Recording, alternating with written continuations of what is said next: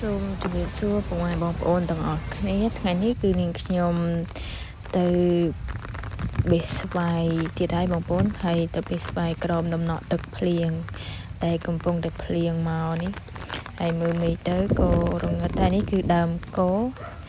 ហើយនេះគឺខ្ញុំធ្វើដំណើរទៅជាមួយនឹងអ៊ំរបស់ខ្ញុំហើយដើរទៅទាំងភ្លៀងហើយមានគោលន់មានរន្ទះអីចឹងទៅពេលខ្លះក៏ខ្លាចដែរបងប្អូនមិនតែយើងចង់ធ្វើវីដេអូដើម្បីឲ្យបងប្អូនបានទស្សនាហើយខាងនេះគឺជាដើមស្វាយចេកក៏លេខមកខាងនេះគឺស្វាយមូងកែវហើយស្វាយចេកក៏វាធ្លាក់ទៅក៏រៀងស្បើយដែរបងប្អូនដោយសារតែវាខ្យល់ទៅវាធ្លាក់ម្ដងគឺច្រើនមែនតើយើងហូបអត់ទាន់ដែរពេលខ្លះក៏យើងចោលទុកឲ្យគោស៊ីពេលខ្លះទៅក៏សម្ោចវាស៊ីនៅក្រោមដើមហើយនេះគឺជាស្វាយមូងកែវគឺផ្លែច្រើនដែរបងប្អូនហើយទុំក៏ច្រើនដែរហើយស្វាយសិតតែចាស់អស់ហើយបងប្អូនហើយអានេះអ៊ំខ្ញុំគាត់កំពុងតែបេះហើយអានេះគឺទស្សនភាពនៅក្នុងចការរបស់នាងខ្ញុំពីមុនគឺដើមស្វាយច្រើនបងប្អូនដោយសារតែវាច្រើនពេកក៏កាត់វាចោលខ្លះព្រោះឯដើមខ្លះក៏វាចាស់រៀងងាប់ច្រើនដែរចឹងទៅក៏យើងកាត់ដើមស្វាយចោលជាពិសេសគឺសាប៊ូជាងគឺស្វាយកែវរមៀតកាលនោះហើយចឹងទៅក៏កាត់ចោលដើម្បីយកជាការឲ្យតលាយតិចកុំឲ្យសុបទ្រពពេកចឹងណាបងប្អូនហើយនេះគឺយើងអត់ទាន់បានភ្ជួរដីដាំដលងទេពីមុនខ្ញុំដាំស្មៅទុកឲ្យគូស៊ីបងប្អូននៅជាការនេះហើយនេះគឺជាស្វាយមូងកែវដែលវាធ្លាក់ដោយសារតែខ្យល់ភ្លៀងហ្នឹងហើយនៅបន្តភ្លៀងតាំងពីម៉ោង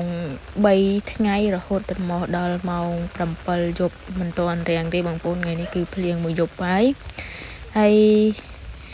ភ្លៀងនេះក៏ល្អមួយយ៉ាងដែរបងប្អូនដោយសារតែខាងខ្ញុំនេះគឺក្តៅមែនតែនហើយបានភ្លៀងចឹងទៅកសិករខ្លះក៏បានព្រោះស្រូវព្រោះអីចឹងទៅក៏មានភ្លៀងដើម្បីឲ្យស្រូវដែលព្រោះហ្នឹងមានទឹកដើម្បីដុះបន្លកស្រូវជីងហើយនេះគឺស្វាយមូងកែវគឺវាស្រួលបេះដែរទេបងប្អូនដោយសារវាទុំច្រើនហើយស្វាយមូងកែវនេះគឺជាសបករឹងហើយនេះគឺឆ្កែខ្ញុំមកចូលមីគឺវាមកហើយស្វាយមូងកែវឆ្ងាញ់បងប្អូនសាច់វាណែនហើយស្វាយនេះបងឯងគឺខ្ញុំចូលចិត្តជាងគេចូលចិត្តជាងស្វាយកែវរមៀតហើយឥឡូវគឺស្វាយរៀងបាត់អស់ខ្លះដែរបងប្អូនដោយសារតែស្វាយខ្លះយើងបាត់ពូជវាដូចជាស្វាយផ្លែស្វាយអីហ្នឹងគឺខ្ញុំអត់មានផ្លែទេបងប្អូនឆ្នាំនេះហើយមានតែស្វាយមូងកែវហ្នឹងហើយស្វាយដែលមួយទៀតគឺខ្ញុំ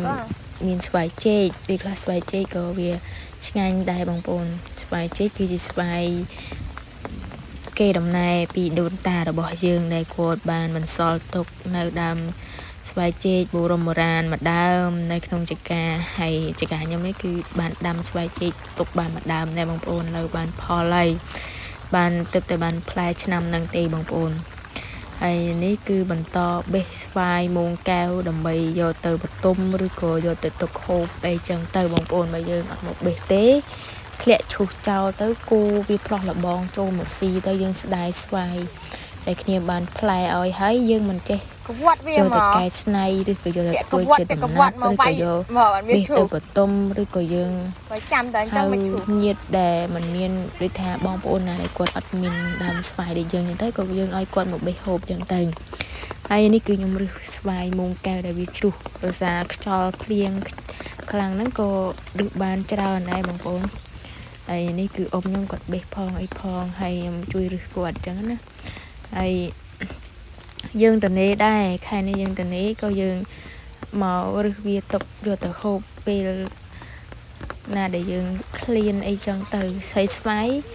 ក៏វាល្អមួយយ៉ាងដែរបើយើងយកទៅហូបជាមួយនឹងបាយក៏វាល្អហើយជារបស់ដែលឆ្ងាញ់ចឹងហើយមានស្វាយយើងត្រូវចេះកែច្នៃយកទៅ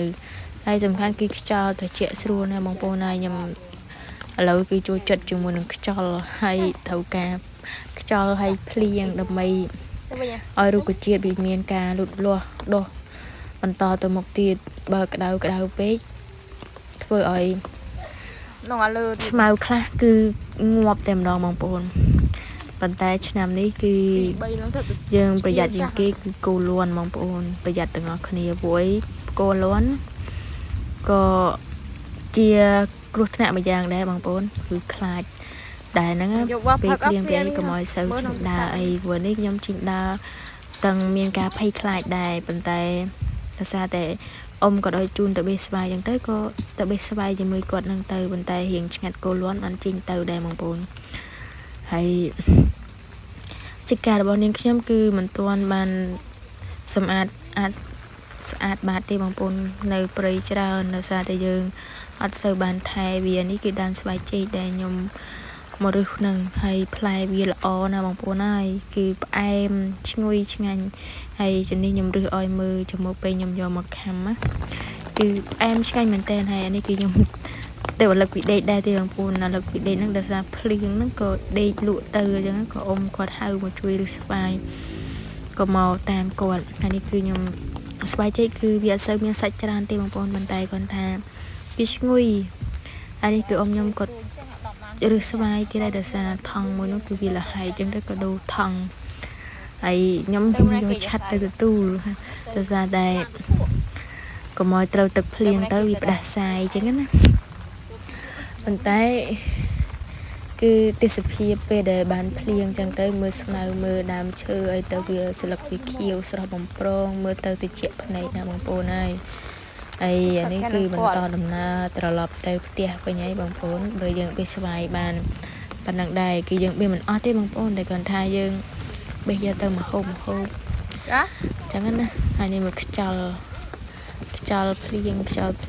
គឺតិចស្រួលមែនទេមកណាធ្វើទិញរបស់ហើយពេលត្រឡប់ទៅវិញក៏ពេលហ្នឹងទៅបានដកវាចេញមកទៀតមានស្វាយ2ថង់ទៅវិញដែរហើយនេះគឺ